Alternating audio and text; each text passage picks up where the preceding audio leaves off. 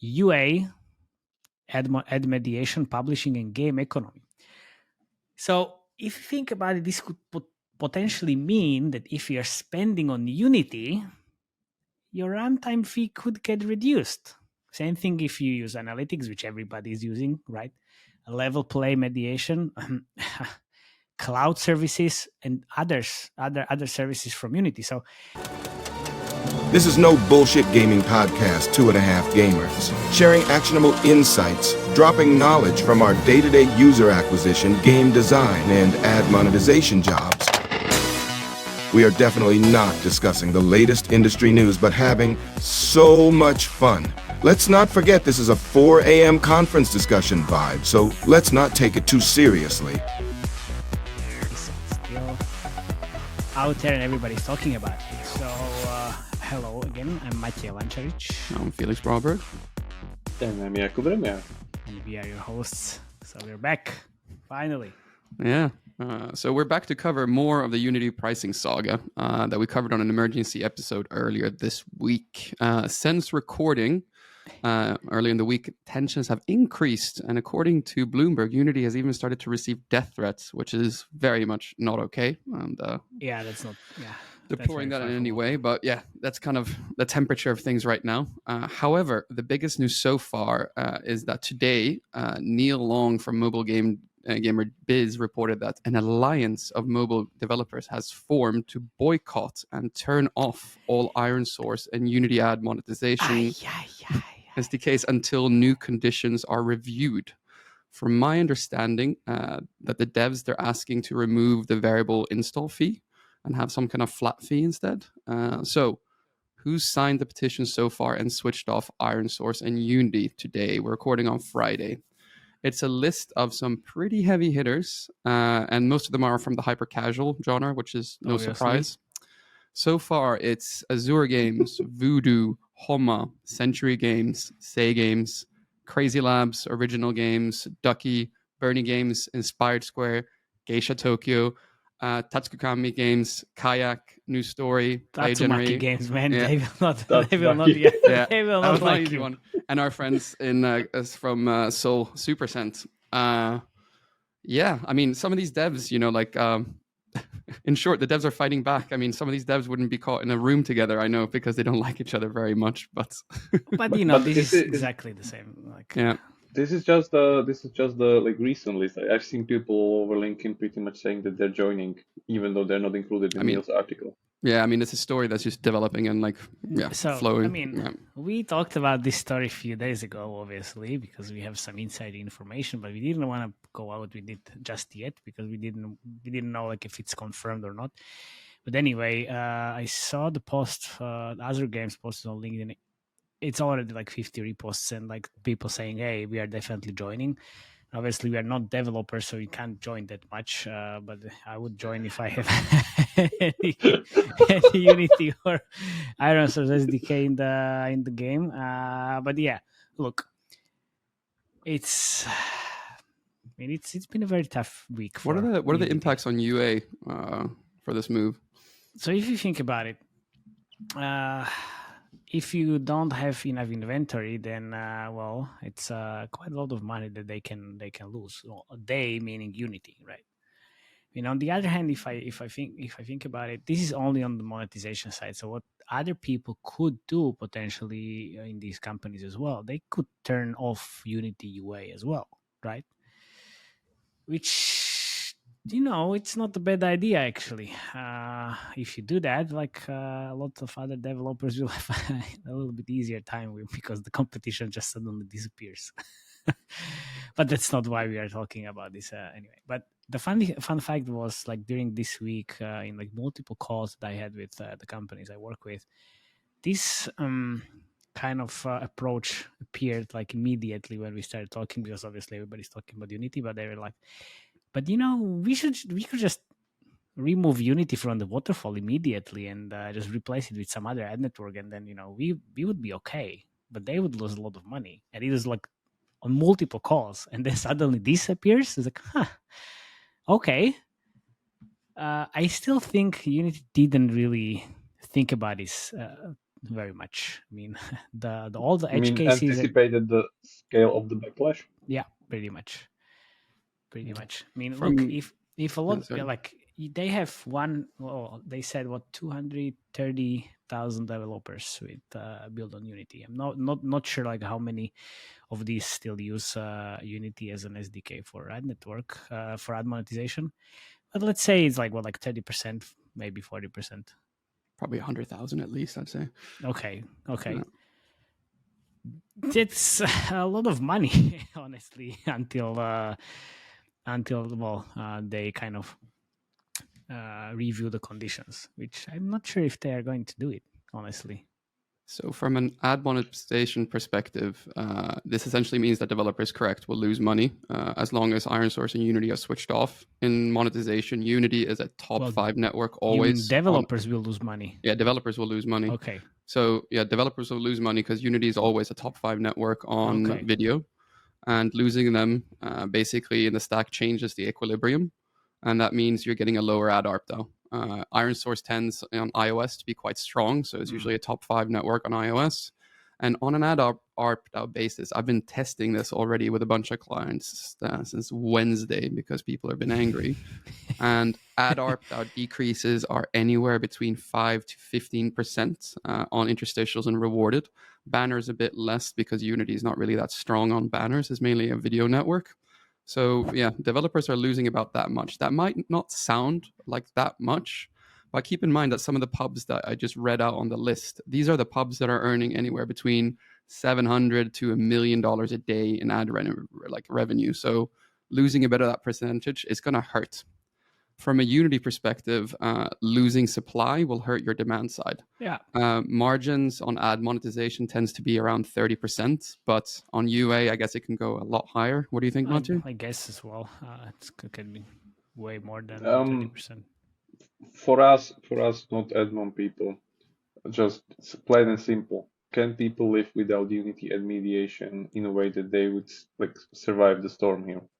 You can. It sucks, but it depends on your margins, right? Like if you're running tight margins, losing 10% might put you out of business. But if you're running a bit heavier margins, then you'll be fine. It just will suck a bit. We're not talking forever. You're fighting extinction event, and you're losing 10% margin up until January, or when this thing goes over.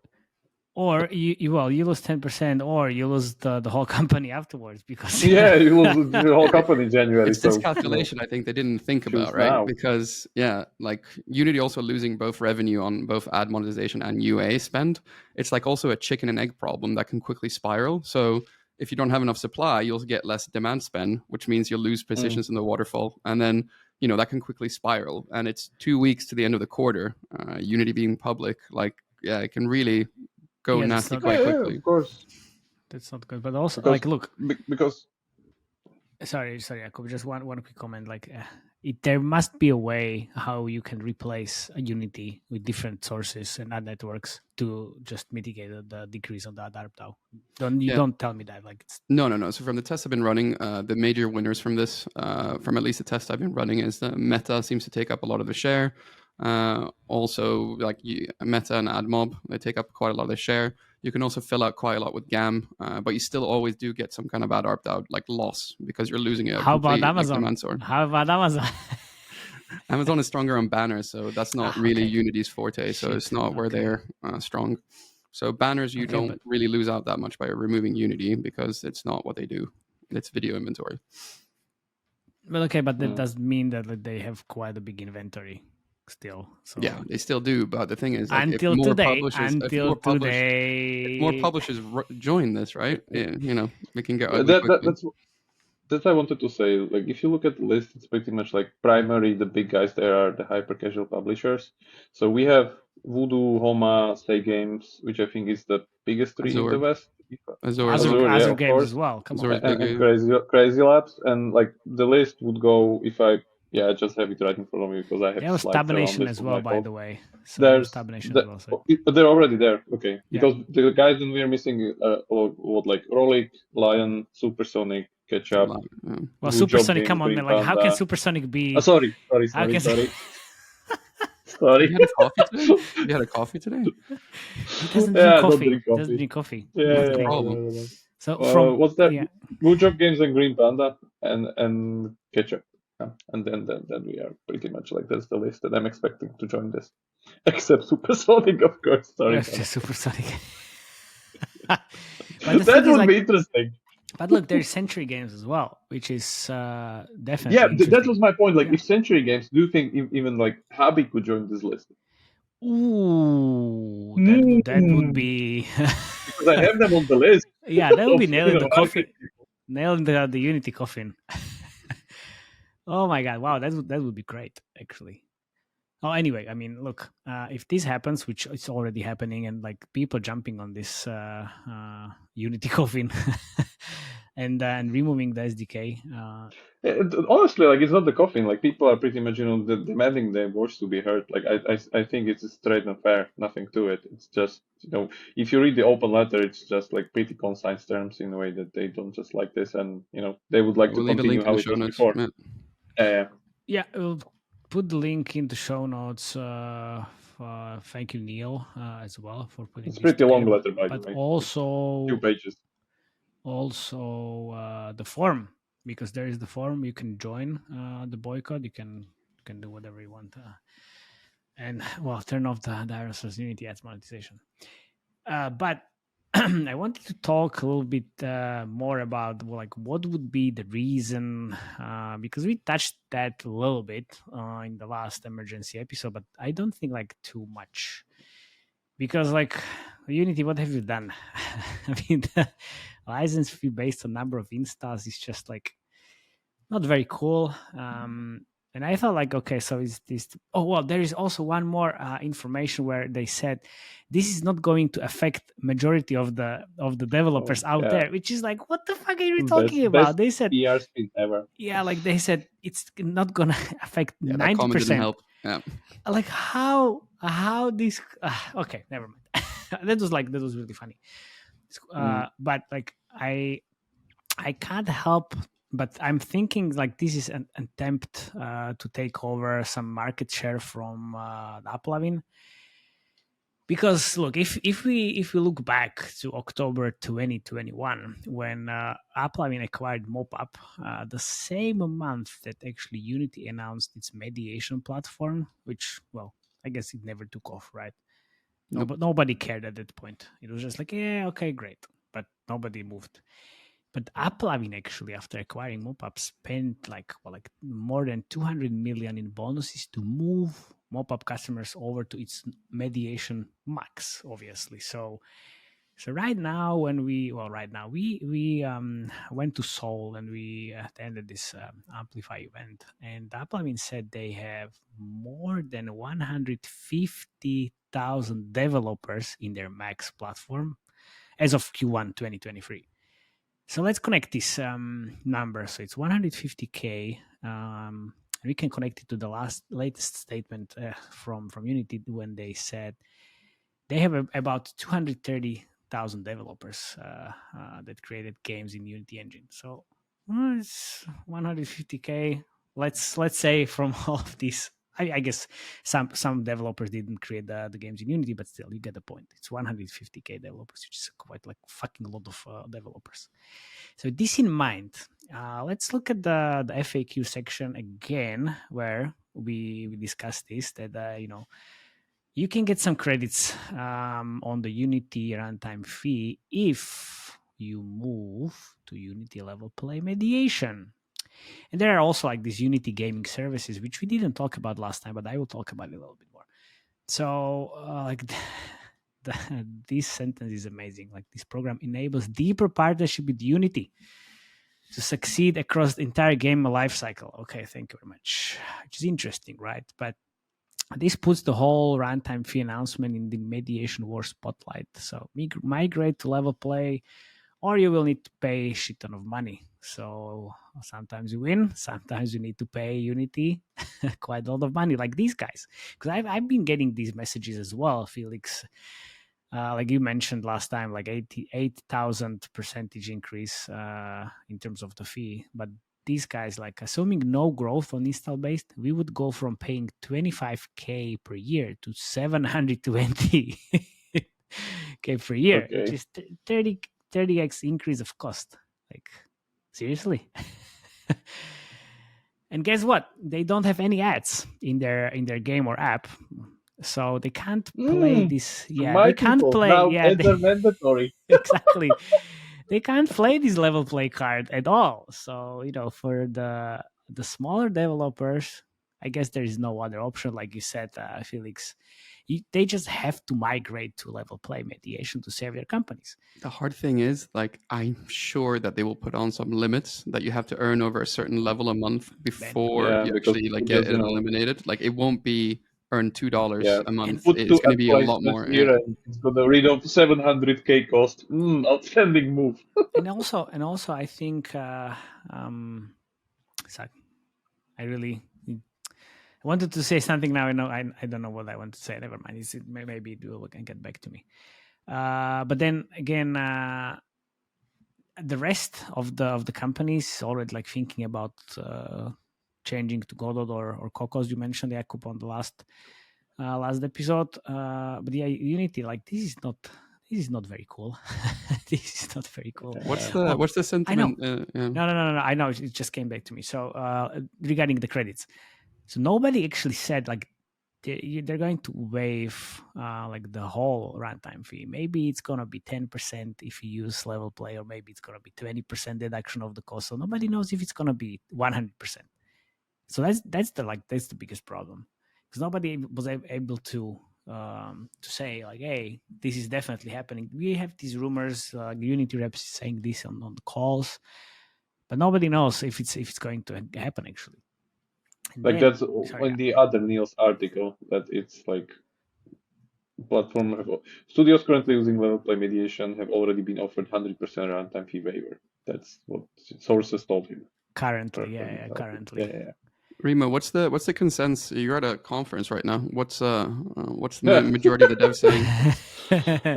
Yeah, there's not much like devs per like product people here, but what I read yesterday and like day after even, yeah, the Godot the Godot founder is kind of scared currently, to be honest, because of all that expectation of people, Of and course. the engine is not really able to supplement Unity or even compete with it at the like Of course. feature scale of the engine. It's of course a different story like 1-2 years down the line if like this whole thing would shift there. But if anybody expects to get the same level of comfort, even if they start working now in January, to switch to Godot or Cocos, or I even heard Default, the engine that King used for Whatever mobile else. games, or some mythical Unreal Light version that Unreal will suddenly create out of nothing to hop in on this bandwagon. I also heard that. So now it will be painful. Like, I'm sorry, like there's no like really the best alternative. It will be like cutting your left hand in order for your right hand to survive. That's like that's the analogy I can use here. No, but So I know. Yeah, I've talked to few devs. They said Godot is fine. They even have their own asset store, which is obviously not like as advanced as Unity store. not as populated as and not Unity as one. populated. But think about it in this way. So you have this petition or coalition or whatever from developers and Boycott. What if, and I think that's going to happen because it's open source, right? So I think like a lot of developers can help build this quite quickly if they get pissed, because they are already pissed. And they say like, look, so we have 3 months, let's fucking move to Godot and let's make our lives easier and let's try to build something together. And if this boycott happens, it's like it's happening, then this can happen as well easily. That's one of the scenarios where a lot of kind of big companies get behind this in a way. You share their big companies, man. Big companies that they don't give a fuck. They have enough money. No. We're talking about hyper casual studios, man. And it's extinction event for them. They need to do this, otherwise they're dead.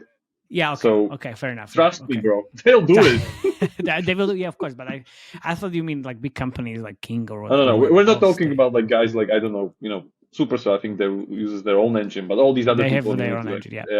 Yeah. They won't like it won't match. Like I think it's possible, but it still will be very very rough. If it goes this way, my way or highway, that like everybody stays on the boycott side and just migrates to Godot default or whatever other engine, it will be rough, very rough. So, and think about also about like all the developers and their kind of a, you know, knowledge invested in Unity. It's not really that Yeah, kind of a one shift. Like but it's honestly, like look. So giant I just value lost, yeah, literally. exactly because like everybody was kind of trying to master Unity and Yeah, to like be yeah to be I'm reading all the Twitter posts from people like that, you know, even teaching Unity to like starting game devs or like in kids to school and and stuff even like that. Yeah, university said okay exactly. fuck you Unity, we are going to teach something else. Yeah. Like But to play the devil's advocate a little bit, like I also heard this other angle that yeah, of course Unity needs to do something because they're just not profitable for 10 years. You know, their of stock course, crashed after the market crash. They're like half of their IPO price after 2020 IPO currently. This thing didn't also help them that much, it seems, because the stock tanked again, and they are just probably pushed into profitability by shareholders. And I guess this is the best idea they could spin off. Like I don't know, sure. like nobody understands why it's install based if we live in this rev share industry that everything's rev share based. How can you track these things? You know, like tracking things is When much like more difficult than just seeing since we invoices last come. talked, they updated the FAQs. They use they also has this like install bombing and destroying Yeah, competitors. They said they're not gonna count with it, but like how can you even like yeah. identify these It's installs? And gonna they be messy anyway. of course they said they're going to use their proprietary system for like identifying installs. Like Yeah. what the fuck does that Proprietary even mean? system mistake ruined your company. Uh, but what we didn't actually talk about was like the pricing of the packages because in these conversations that I had with others, uh, one of my friends said, "Look, whoever doesn't upgrade to Unity Pro after reaching 200k installs is a fucking idiot." Which is not my words, but I kind of agree because if in fact you should really be paying Unity license fee if you are developing a game seriously, right? So I was looking into this like different tiers, which is personal, pro, enterprise, and industry, which is going to change, and then you will need to pay $400 per seat in the pro, but now it's like $1,800 per year on the pro package. And then, with the pro license, the install fee is getting significantly lower, and it's not like 20 cents anymore on like all of the thresholds. So, Yeah. like if you don't know these numbers, guys, like definitely check out our latest video over on the Unity case where we Yeah, it's talked the about the infamous table. the infamous table. But look, this is the thing. So I guess they need to earn some money finally and get to profit, which is Somehow. fair. It's fair, but like if you're then again think about it in a different way, almost nobody was paying anything from these like 230,000 developers. So But think about it the other way around. Unity is not currently the engine company. Engines really, you know, aren't that big of a source of revenue for anyone, even not for Epic. Like Epic's yeah, making I shitloads of know, money yeah, on Fortnite, not Engine. yeah. And Unity actually is currently an ad-based company, if you like it or not. Like they're making Yeah, most of their like overall revenue on ads. of So course. I guess like this backfired spectacularly if those names we read just about like a few minutes ago, all those hyper casual studios, Yeah, turns off Unity from their mediation and it tanks them, like their actual revenue. You know, like the, I know it's race to the base in a way that everybody's losing now. It's like I'm gonna lose less than you are gonna lose or yeah. stuff like that. But if you're fighting extinction event, like if we're not Oh gonna yeah, do it, we're gonna die by January. Then so what? You know, yeah, fuck what it, do yeah, they have to exactly. lose then? Well, that's the thing. And also again, we are talking about hyper casual developers, which Their usually elbows have find been out for years. yes, yeah. Yeah. So they've been dead for a lot of They're undead multiple by this years. time. Multiple years. They're again found like every year a loophole or anything workaround that that's how they do. That's how they work, and I'm not surprised. Yeah, one thing is for sure though, this situation is going to develop more and more. We'll see what happens. Which I mean, publishers will what actually join the boycott, but it's not a going to be lot. over. This is going to be messy for a month at least. But like yeah, like since this happened on Tuesday, like everybody's talking about it. Like Yeah, literally no one's everybody. working, everyone's gossiping. Maybe. mean, kudos to Arseny who became the meme king. Memes are great. It was amazing. But I wanted to talk about one more thing before we start laughing and making jokes, because I still think that this is a little bit confusing. If we get back to this like infamous paragraph where they say you can get credits for Unity runtime fee based on adoption of the Unity services beyond the editor, which this is the interesting part, because then when I open up the Unity gaming services, it's on their website, which is basically everything connected to accounts, multiplayer, content management, DevOps, analytics, player engagement, community, reporting of crashes, and then we have this like special section which is grow your game, obviously connected to UA and ad monetization. So you have ad monetization, which is again admon, UA, ad mediation, publishing, and game economy. So if you think about it, this could potentially mean that if you're spending on Unity, your runtime fee could get reduced. Same thing if you use analytics, which everybody is using, right? A level play mediation, cloud services, and other services from Unity. So I still see some kind of backdoor in this. You mean like the ads are mandatory wouldn't be the case here, that you would use other services to put the Well, waiver there? obviously, the ads are mandatory is like one piece of the puzzle. So let's say you have level play, or if you The fact that we're perhaps speculating on this, though, it just shows how the delivery of this bombshell news was just bungled completely. because there are so Yeah. many edge cases, like they didn't even think about.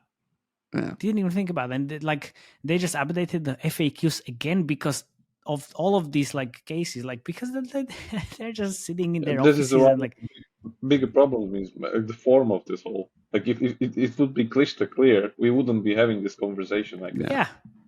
And I feel bad for all my friends at Unity. I have a lot of friends at Unity that I know that are great people, and it's just like, wow, it can't be easy working at Unity right now.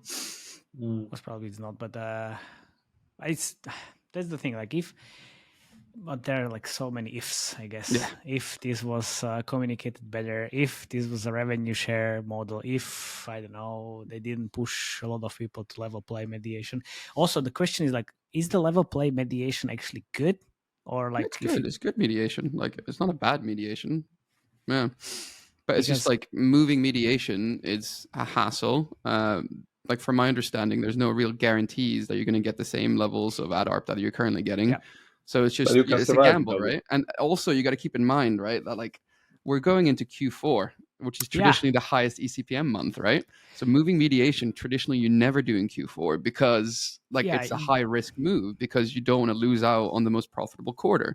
Like the last like month in Q4, literally you earn usually 2 months worth of revenue. So moving anything then it's So if you want to have stable ARPDAUs, you would need to move the mediation like mid-year, like June, July, right, to get some levels of stability until you hit. You can move mediation whenever, but usually you don't usually move in Q4. Like it makes sense. I mean, but then look, if you think about the level play mediation, and when we compare that to Max, so why Max is just crushing everybody at this point is if you have Max, if you have at least 30% of ads revenue in the split IIP versus ads, you can use blended ROAS campaigns.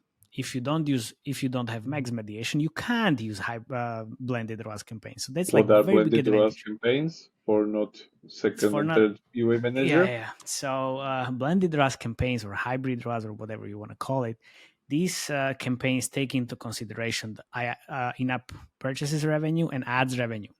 And then you combine them into one ROAS goal. So let's say this is day 0 ROAS. So you want to get 20% day 0 ROAS. And then if you hit that, eventually you will get your money back in 30, 60 days, 90 days, whatever your LTV curve is. And this is like super powerful. It's working really good on multiple accounts I see. And it's really like you can scale quite heavily with this type of campaign. So it's pretty much hybrid casual mandatory. Exactly. Yeah. It's just like if you have 50-50 split, like we discussed on the previous podcast, that's like the wet dream of the UA manager. Yeah, because then you can use both. And I was always talking about ROAS, but now it's both, and this is perfect. Like now I have it in beta on Google for some accounts. Chef's kiss. But the thing is, with level play, I was talking to some people close to Iron, so like nobody even knew that the blended ROAS or hybrid ROAS are so powerful. Like I was like, oh really? It's working well. I was like, yes. Okay, what are you talking about? Of course, it's working well. So, and this is what we discussed last time. If you move here, you get all these developers on level play. Do you know like how many years it took Uplavin to actually get where they are now? 2.5 years, basically. So right now, the Uplavin is just like a top 1 or top 2 channel on the UA.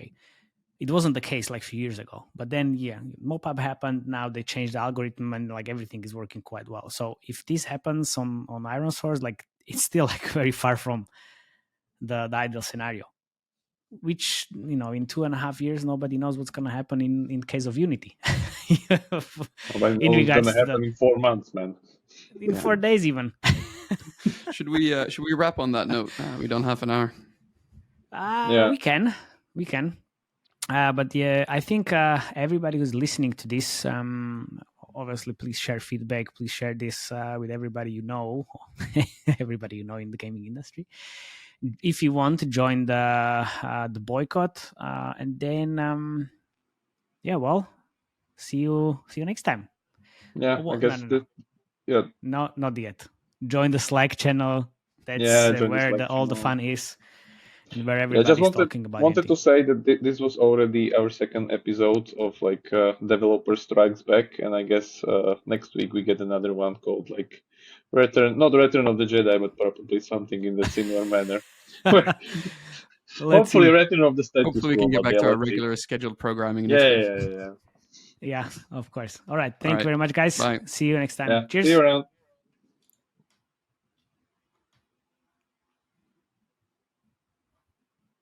Let's see if we can It's stop still recording, this. Huh? It's still recording. It's stopping. Maybe we won't be able to stop this fucking madness. Forever. Yeah, that episode was not as good as the last one. It was okay, actually. It was pretty okay, man, because there's a lot of implications. Like, just hear what other people say about this. They don't go because last time was compared to us. Exactly. Yeah, because last time it was like, this is happening. Half of people don't even know about this Edward thing with F11. Yeah. And I can't stop this. Yeah, I want to tell you guys some more stuff, but I have to stop recording. Yeah, I guess I need to leave. Does that stop the recording though? Yeah, I can't. Let's see if I can rejoin and stop the recording. It's like fucking terrible. Maybe, Matej doesn't want to leave because he loves us so much. Yeah, we need to have like coherent strategy for the Cyprus thing, because my guess is it's like, but who can it be, by the way? Private company in Cyprus.